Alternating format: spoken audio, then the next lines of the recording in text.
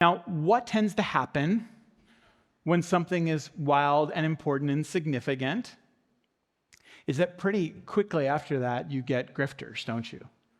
You get people that say, "Oh man, we could do that too. Let's try that." And that seems to be kind of what happens actually.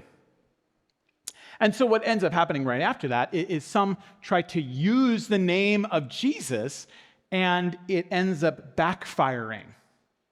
Right? So it says in verse 13, they would say, it says that there were Jewish exorcists. In the Gospels, Jesus talks about kind of interacting with these people. This seemed to be this kind of trade. Now, the Old Testament Bible doesn't talk a lot about, like, here's how you establish right, like today, you could start a franchise. You could say, hey, I'm going to start I remember when I was in college, we were right down the road from a Wendy's, and they made a ton of money on the campus. And I had a friend who said, maybe I'm going to start a Wendy's franchise. And today, right, there are other franchises. You could hopefully, Chick-fil-A is like a big franchise. If you can get a Chick-fil-A, oh man, you're in. And the Old Testament doesn't say, here's how you start an exorcism franchise in your town.